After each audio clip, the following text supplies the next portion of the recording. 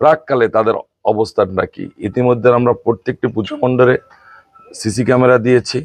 এই যে আমার ছোট ভাই স্বেচ্ছাসেবক দলের যুগ্ম আহ্বায়ক সোহাগ আমার সাথে আছে, এই অঞ্চলের খ্যাতিমান নেতা আলমগীর সিনিয়র সহসভাপতি, আমার অত্যন্ত কাছের ছোট ভাই বদিউজ্জামান বদি, খেলাফত হোসেন খসরু এবং সোহাগ এই ইউনিয়নের সাংগঠনিক সম্পাদক।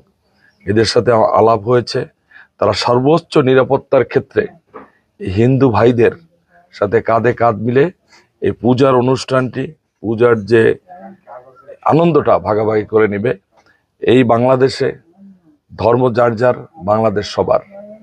আমার ইতিমধ্যে দু একটা কথা শুনছি যে এখানে কারা বা কেউরা ঘের দখল করে হিন্দুদের। আমরা এটাও যাচাই বাছাই করব। এরকম যদি কোনো বিষয় হয়ে থাকে, সে সর্বোচ্চ নেতা হলেও আমরা তাকে দল থেকে বহিষ্কার করে দেবো, সে যে হোক। সুতরাং আমরা চাই হিন্দু মুসলিম ভাই ভাই এই তারেক রহমানের দেশে কোনো অবস্থাতেই আমরা বিভক্ত নই, এবং এই পূজার যে অনুষ্ঠানটি আছে আমরা একে অপরের পরিপূরক হয়ে আগামী দিনে আনন্দ ভাগ করে নেব।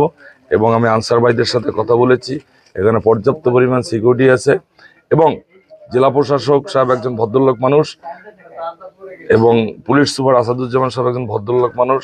আমার তাদের সাথে প্রায় কথা হয়। আমরা থানা নির্বাহী কর্মকর্তা মোড়লগঞ্জ, ওসি মোড়লগঞ্জ এবং বিএনপি নেতৃবৃন্দ আমরা একাট্টা হয়ে